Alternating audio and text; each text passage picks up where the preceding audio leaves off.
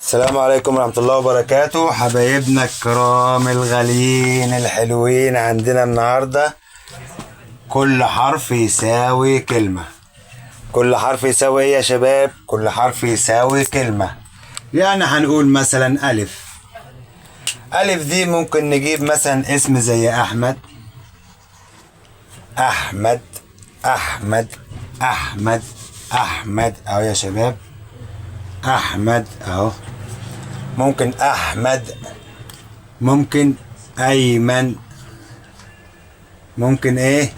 أيمن، ممكن أيمن أيمن أيمن. ولو خطر في بالك كلمة اكتبها لي في التعليقات. نقول مثلا ب. ممكن إيه يا شباب الب؟ ممكن باسم. ممكن إيه؟ ممكن باسم. تمام يا شباب. ممكن بابا. بابا. حلو يا شباب. ليه بقول لك الحرف بيجمع كلمة؟ عشان في البداية لو تفتكر ان انا قلت لك الحروف دي لازم تتحفظ كلها 28 حرف عشان هينفعوك في جميع ايا كان، سواء اسم سواء كلمة. والفرق بين الاسم والكلمة ان الاسم يشير الى صاحبه، اما الكلمة فهي الى الجميع.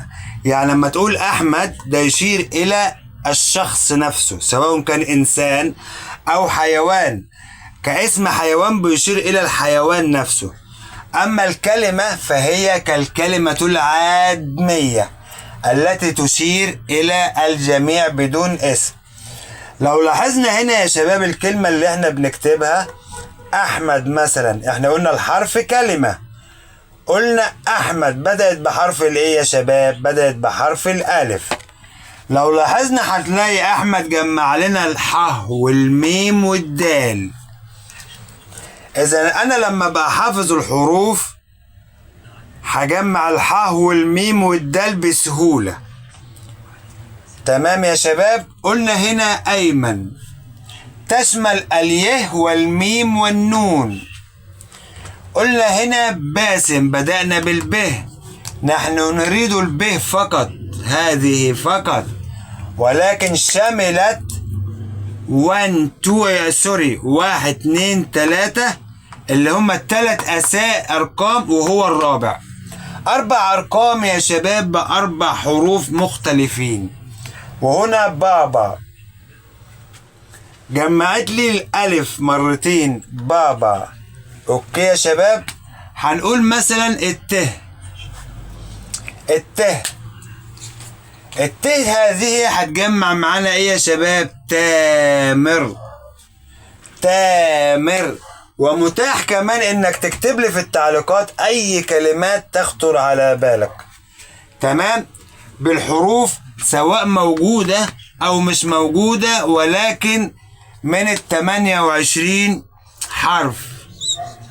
تمام يا شباب. عندنا هنا ت، قلنا تامر. تامر تامر تامر. اوكي.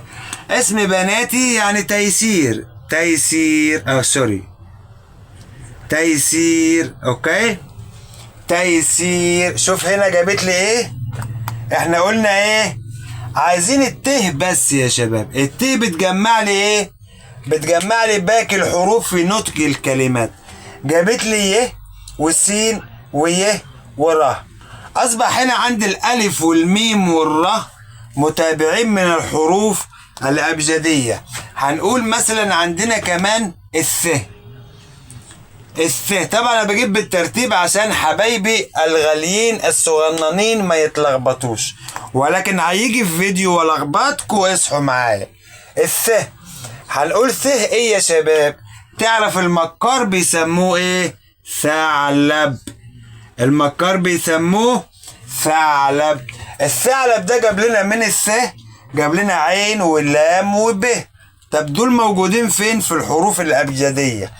اذا انا لما ابقى حافظها بتجمع معايا الكلمه بسهوله. تمام يا شباب. انا هسيب لك هنا الجيم اكتب لي كلمه بيها، ماشي. والح اكتب لي كلمة بيها، ماشي. والخ اكتب لي كلمة بيها. تمام يا شباب. هنقول مثلا عندنا ايه؟ عندنا سين. عندنا ايه؟ سين سين سين سين.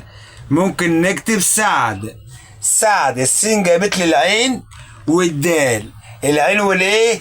والدال.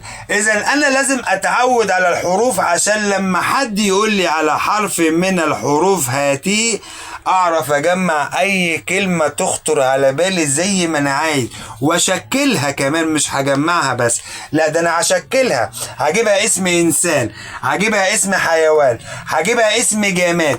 اسم جماد يعني مثلا يعني خشب.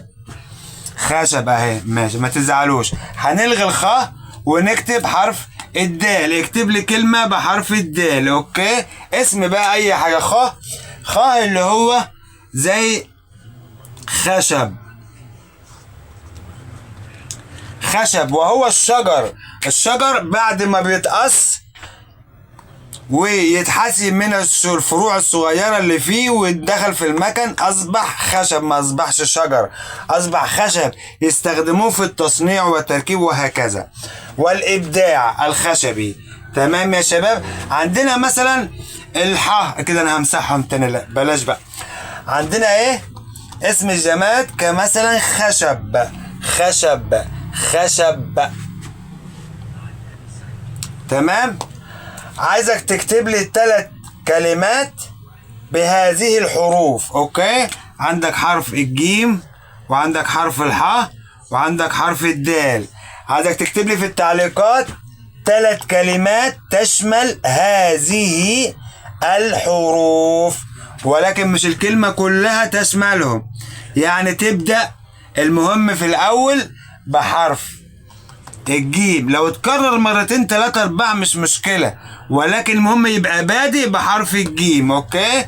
حرف الحاء لو اتكرر في الكلمة مش مشكلة، لكن يبقى بادئ بحرف الحاء. حرف الدال كذلك يبقى بادئ بحرف الدال. اوكي يا شباب يا غلوين يا حلين. ها تمام كده وصلنا يا شباب. بعد كده يا شباب عايزين خلي بالكم نركز مع بعض في الحروف المشابهة لأولياء الأمور عشان نعود طفلنا الجميل الطيب يستخرج الحرف المشابه. عندي هنا سيد، عندي هنا سعيد. سيد وسعيد. ايه الحرف المشابه يا شباب هنا هوت؟ هتنعمل كده هوت حرف السين، ده الحرف المشابه. تمام يا شباب. عندي هنا مثلا حامد. حامد يا شباب، حامد. عندي هنا حسين. اوكي. حسين سوري حسين. الحرف المشابه ايه ما بين حامد وحسين؟ حرف الايه ده يا شباب؟ اكتب لي في التعليقات الحرف المشابه. اصحى معايا اكتب لي في التعليقات الحرف المشابه لو سمحت. تمام. عندي هنا هوت يا غوالي حمار اهو، حمار. عندي هنا هوت حصان. حصان حصان. ايه الحرف المشابه؟ الحرف المشابه ايه يا شباب يا غاليين يا حلوين؟ الحرف المشابه. اوكي.